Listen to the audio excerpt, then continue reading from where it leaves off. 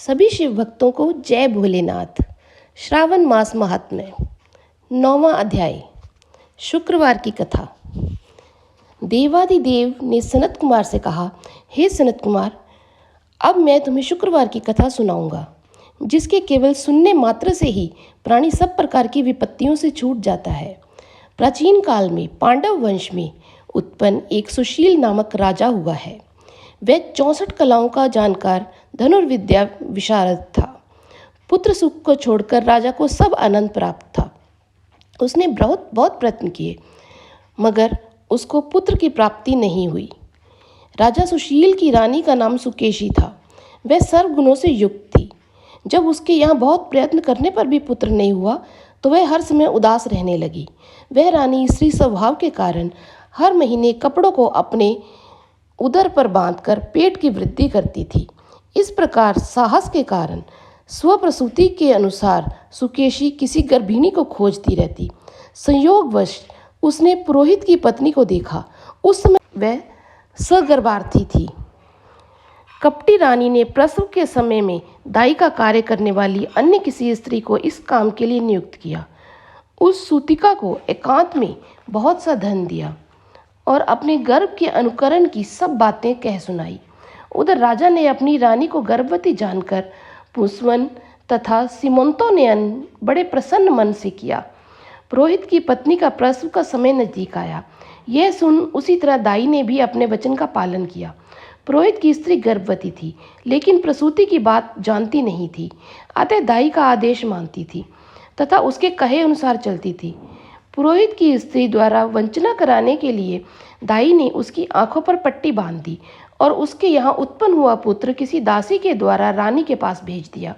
इस प्रकार रानी के पास उस पुरोहितानी के पुत्र के पहुंच जाने की किसी को कानों कान खबर नहीं हुई। इस नाटक को कोई भी न जान सका। रानी ने पुत्र ग्रहण करके कहा कि मेरे यहाँ लड़का हुआ है, सब जगह खबर कर दो। उधर दाई ने पुरोहितानी की आंखों की पट्टी खोल दी। वह अपने साथ मांस की एक पिंडी लाई थी। उसने वह पुरोहितानी को दिखाई और दुख प्रकट करते हुए दाई ने उससे कहा, यह अनिष्ट हुआ है, अपने पति से कहकर इसकी शांति करवाना। पुत्र नहीं हुआ तो ना सही, किंतु तुम्हारे प्राण तो बच गए हैं ना। पुरोहितानी को प्रसव के विषय में चिंता हुई। क्या इसने कपट किया है? वह संदिग्ध अवस्था में थी। ईश्वर ने सनत कुमार जी से कहा, राजा ने जब पुत्र उत्पन्न होने के बारे में सुना तो वह जात कर्म आदि करके ब्राह्मणों को गज, अश्व, रथ आदि दान में दिए। जो बंदी खाने में थे सबको छोड़ दिया। सूतिकांत में नामकरण आदि संस्कार किए। राजा ने राजकुमार का नाम प्रियव्रत रखा। श्रावण मास आने पर पुरोहित पत्नी ने शुक्रवार के दिन भक्ति द्वारा जीवंतिका का अर्चन किया। दीवार पर जीवंतिका की मूर्ति अंकित करके पुष्पमाला से अर्चन कर 5 दीपक जलाए। गेहूं के आटे के दीपक बनाकर जलाती और आप भी गेहूं के आटे को शुद्ध घी में पकाकर भोजन करती। भोजन के पश्चात कहती, हे कृपानिधे, जहाँ पर भी मेरा पुत्र हो उसे रक्षित रखना। यूँ प्रार्थना करके वह कथा सुनती और यथाविधि नमस्कार करती। जीवंतिका के प्रसाद से वह बालक चांद की तरह बढ़ने लगा और पुरोहितानी की भक्ति से प्रसन्न होकर जीवंतिका उसकी रात दिन रक्षा करने लगी। कुछ काल बीत जाने पर राजा मर गया। पितृभक्त पुत्र ने पिता की पारलौकिक क्रिया की। फिर मंत्रिमंडल ने उसको राज सिंहासन पर बिठा दिया। उसने कुछ काल तक राज्य की भली भांति देखरेख की और उसके बाद राज्य का भार वृद्ध मंत्री को सौंपकर आप पितृऋण से मुक्ति प्राप्त करने के लिए गया को रवाना हो गया। उसने यह यात्रा राजकीय वेश को त्याग कर कार्पटिक वेश में की। मार्ग में एक गृहस्थ के यहाँ ठहरा। उस गृहस्थी के यहाँ पुत्र हुआ था। इससे पहले उस गृहस्थी के यहाँ जो 5 पुत्र हुए थे उनको क्रमशः षष्ठी देवी ने मार डाला था। लेकिन इस लड़के के पैदा होने के 5 दिन बाद राजा उस गृहस्थ के मकान में सो रहा था कि रात को षष्ठी देवी उस बालक को मारने के लिए आई।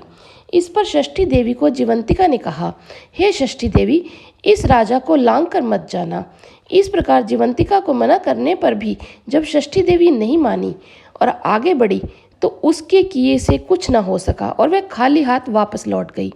गृहस्थ ने जब अपने लड़के को जीवित देखा तो राजा को उसने लड़के का जीवन दाता जानकर प्रार्थना की, हे राजन, आप आज का दिन मेरे मकान पर ही ठहरें, क्योंकि आपकी कृपा से ही मेरा ये छठवां पुत्र जीवित बचा है।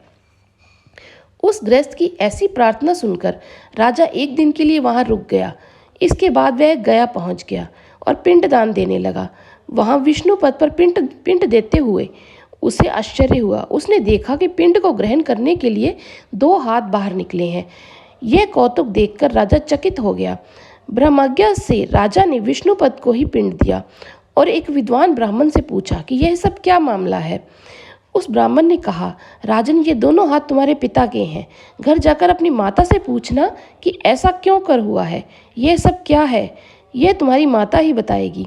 राजा उदास और दुखी होकर अपने मन में अनेक तरह के विचार करने लगा। लौटते समय राजा फिर उस गृहस्थी के यहाँ ठहरा जहाँ पर वह यात्रा को जाते हुए ठहरा था। उस गृहस्थी के यहाँ अब दूसरा लड़का हुआ था। उसको पैदा हुए आज 7वां दिन था। इस दूसरे लड़के को ग्रहण करने के लिए रात को षष्ठी देवी आई। षष्ठी देवी को जीवंतिका ने दोबारा मना किया। षष्ठी देवी ने जीवंतिका से पूछा, हे जीवंतिके, आपको इन लड़कों को बचाने की क्या आवश्यकता है और इसकी माँ कौन सा व्रत करती है जिससे कि आप रात दिन इनकी रक्षा करती हैं। षष्ठी देवी की बात सुनकर जीवंतिका ने मुस्कुरा कर कहा, राजा भी दोनों की बात सुनने के लिए जाग रहा था और नींद का बहाना करके आंख मूंद कर पड़ा हुआ था। जीवंतिका ने कहा, हे षष्ठी देवी, इसकी माँ श्रावण के महीने में शुक्रवार के दिन पूजन तथा व्रत नियम अनुसार करती है।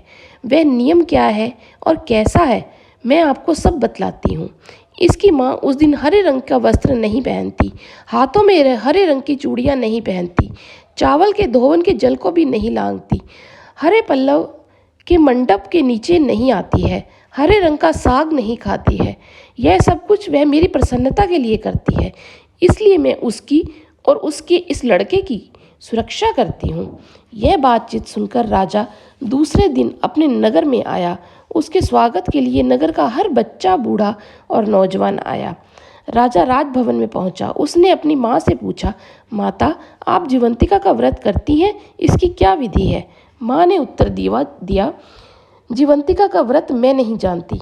राजा ने गया यात्रा के फल प्राप्तार्थ ब्राह्मणों तथा सुहागिनियों को भोजन कराने की अभिलाषा प्रकट कर उन सुहागिनियों तथा ब्राह्मणियों के यहाँ हरे वस्त्र, हरी चूड़ियाँ परीक्षार्थ भिजवाए। दूत ने उनसे कहा कि आप राजभवन में भोजन के लिए पधारें। पुरोहित की पत्नी ने दूत से कहा, मैं हरे रंग की कोई चीज़ नहीं लेती। पुरोहित पत्नी की यह बात सुनकर दूत ने सारा हाल राजा से कहा। राजा ने तब दूत के हाथ लाल रंग के वस्त्र, फल और अन्य वस्तुएं पुरोहितानी के यहाँ भिजवाई, जिनको उसने ग्रहण कर लिया। फिर वह राजा के महल में गई। उसने राजभवन के पूर्वी द्वार पर चावलों के धोवन का जल तथा हरे वर्ण का मंडप देखा। फिर वह अन्य द्वार से राजभवन के भीतर गई। उसको देखकर राजा ने उसे नमस्कार किया और नियम के पालन करने का कारण पूछा। पुरोहितानी ने राजा को शुक्रवार के व्रत का कारण बतलाया। राजा को देखकर उस समय उसके स्तनों में दूध बहने लगा। उस दुख धारा से राजा भली प्रकार से सिंचित हो गया।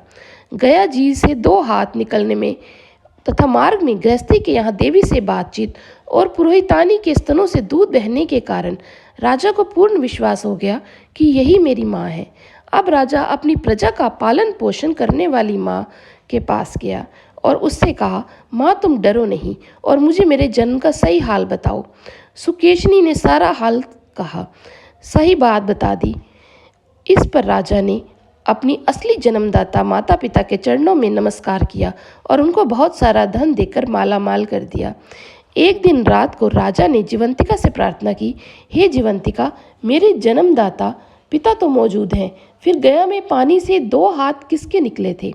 देवी ने राजा को स्वप्न में उत्तर दिया, राजन, मैंने केवल तुझे विश्वास दिलाने के लिए ऐसी माया की थी, इसमें संदेह मत करो। भगवान श्री सदाशिव ने सनत कुमार जी से कहा, हे सनत कुमार, मैंने श्रावण के महीने में शुक्रवार का व्रत करने का महत्व तुमसे कहा है। इस व्रत के करने से मनुष्य की सभी इच्छाएं पूर्ण होती हैं। जय भोलेनाथ। ये कथा खुद भी सुने और दूसरों को भी सुनाएं। इस वीडियो को शेयर करें और पुण्य के भागी बने। जय भोलेनाथ।